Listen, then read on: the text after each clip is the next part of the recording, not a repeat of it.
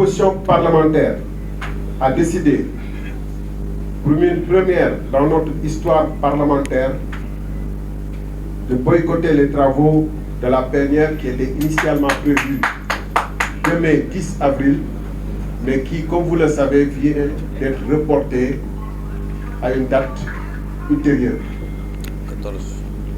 En venant ici, nos deux présidents ou présidentes, coordinatrices du groupe des non-inscrits et présidente du groupe Takwalo, la collègue Aïssata Sall, ont été saisis pour être informés du report à une date qui sera précisée par l'Assemblée nationale de la séance prévue demain. Donc l'opposition a décidé du boycott des travaux qui avaient été initialement prévus demain. Par respect pour nos électeurs et pour l'opinion nationale, nous avons décidé de cette séance d'information afin que nul n'ignore le sens et le bien fondé de notre démarche. Que se passe-t-il donc à l'Assemblée nationale pour nous amener à agir ainsi? La première raison fondamentale, deux raisons d'égale dignité et d'égale gravité, et je vous en donne une, qui fonde le boycott consiste en des violations répétées et délibérées du règlement intérieur de l'Assemblée nationale par la majorité sous l'impulsion du président de l'institution qui agit comme le président du groupe parlementaire PASTEF. En effet, il est patent, premièrement, et manifeste pour tous que dans sa composition actuelle, le bureau de l'Assemblée nationale viole la loi portant sur la parité. Que l'Assemblée nationale viole ouvertement les lois qu'elle vote est d'autant plus scandaleux que des conseils municipaux ont été contraints par la Cour suprême à se conformer à la dite loi après une première proposition ne respectant pas la parité stricte. Au pays de Senghor, de Birago Diop, de Boubacar Boris Diop et autres illustres écrivains, le groupe de 130 députés de PASTEF ne craint pas le ridicule de prétexter que le terme « outre », qui signifie « en plus », sert non pas à inclure ou à additionner, mais à exclure, à soustraire.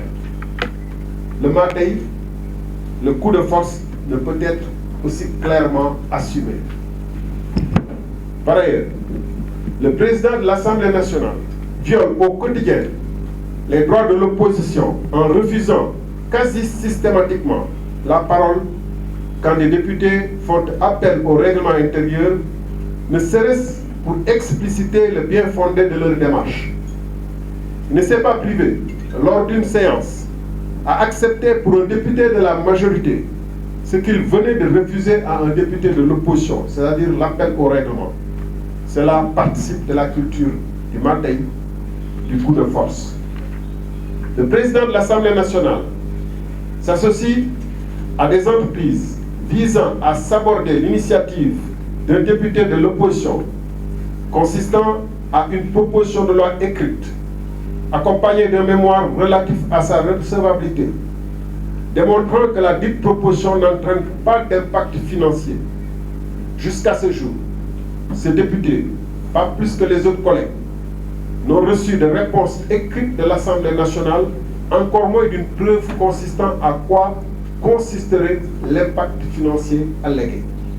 Pas de réponse écrite, donc pas de possibilité de recours. Cela s'appelle du matin. En quatrième point, on pourrait continuer à énumérer ainsi les violations nombreuses, répétitives et répétées, et assumées sans même les couvrir d'une apparence démocratique et de normalité. Le plus grave est que, dans ces interactions de tous les instants avec les membres de l'opposition, le président de l'Assemblée nationale manque de la plus élémentaire courtoisie et se prend pour un surveillant de camp plutôt que pour la deuxième personnalité de l'État, s'abaissant jusqu'à des manipulations de listes d'orateurs indignes de son rang, indignes de la tradition de l'Assemblée nationale, indignes de la démocratie, comme il a été donné à voir à l'opinion lors de la séance du 2 avril 2025 consacrée au vote de la pseudo-loi interprétative. Ce jour-là, le summum a été atteint quand son arrogance et son dévouement à l'exécutif et à son parti l'ont amené de façon répétée et avec sarcasme à multiplier des violations du règlement intérieur. Malgré plusieurs remarques faites par l'opposition, le président de l'Assemblée nationale a laissé une si importante et solennelle séance se transformer en meeting nourri d'applaudissements à tout va et de huées par le public. Les rappels des députés au respect du règlement intérieur n'y ont rien fait. Le président de l'Assemblée nationale déclarant que les applaudissements du public faisaient certainement mal à l'opposition. Ainsi, le public est allé crescendo dans sa bruyante présence et a failli s'en prendre à 2 députés lors d'une suspension de séance. En effet, nos 2 députés, dames ici présentes, qui pourront peut-être à vous le préciser, ont failli être pris à partie dans l'enceinte même de l'Assemblée nationale, dans les locaux de l'Assemblée nationale, par une partie de visiteurs qui les ont non seulement filmés, mais qui les ont menacés. Moi qui vous parle, j'ai été plusieurs fois insulté, conspué par des gens qui étaient présents dans les tribunes ou dans les travées de l'Assemblée nationale. De surcroît, le président de l'Assemblée nationale, par ses commentaires intempestifs et désobligeants, viole de façon outrancière le règlement intérieur, car, comme le public invité, il ne lui est permis d'exprimer aucune position ni idée sur le débat, même de façon allusive. Pire encore, il a refusé avec une désinvolture qui frise l'insolence de laisser les députés lire leurs amendements, montrant sa satisfaction personnelle lorsque d'autres y ont renoncé, outrés par son comportement inqualifiable. Cette attitude, jamais vue d'un président de l'Assemblée nationale depuis Lamine Gueye, le premier qui a ouvert une longue liste d'une liste de présidents respectueux et respectés, n'honore pas l'Assemblée nationale du Sénégal, que pourtant le nouveau régime avait promis à une rupture conséquente. Nous demandons en conséquence au président de l'Assemblée nationale de se ressaisir pendant qu'il est encore temps, de se débarrasser de ses habits de militants communicants et d'être à la hauteur de la dignité de son rang pour incarner celui-là même qui doit être un président élu par ses collègues et respectueux de tous pour en retour mériter le respect qu'il sera alors en droit d'attendre de tous ses collègues. Au reste, le recul noté dans la marche de l'Assemblée nationale du Sénégal, à la place d'une rupture positive et transformatrice, trouve son illustration dans une soumission encore plus grande à l'exécutif, qui est illustrée par les sessions de questions d'actualité. C'est la deuxième raison de notre décision de boycott, qui n'est pas une raison de moindre importance. Il a été en effet donné à toute personne de bonne foi à voir le comportement scandaleux du Premier ministre. Les passages du Premier ministre, loin d'être de grands moments d'échange d'idées contre idées, se transforment en des joutes d'attaques crypto-personnelles, de procès de députés, rendus d'autant plus déséquilibrés que la majorité aménage à l'exécutif un temps de parole double de celui des députés et supprime pour ces derniers le deuxième tour de parole traditionnel. Il est important ici de préciser que d'habitude, jusqu'à cette 15e législature, quand il y avait des questions d'actualité ou des questions au gouvernement, le député, naturellement, comme le membre du gouvernement avait le même temps de parole. Ça s'appelle équilibre des pouvoirs.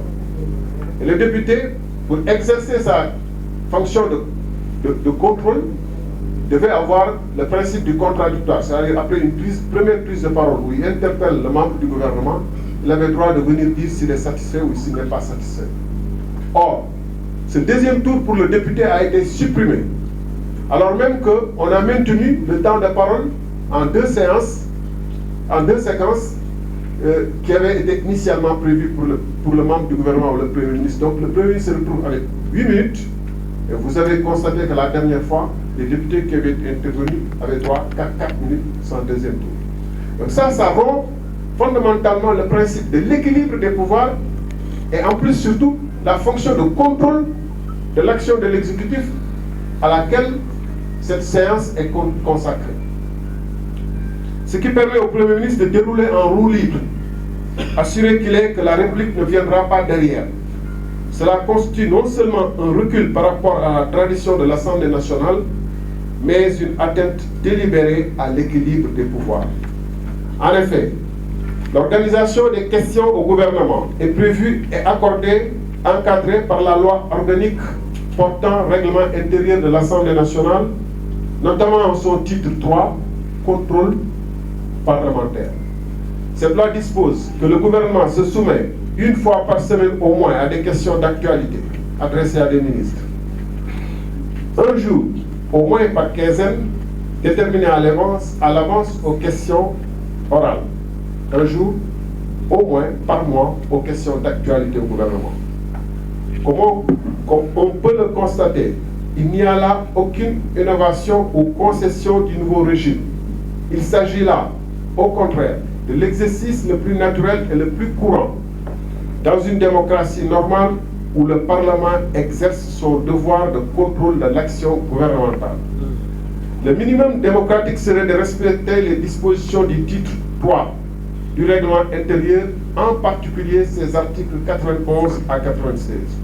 Or, au lieu de se soumettre à ces dispositions qui s'imposent à lui, le Premier ministre décide de venir à sa guise et selon son agenda propre.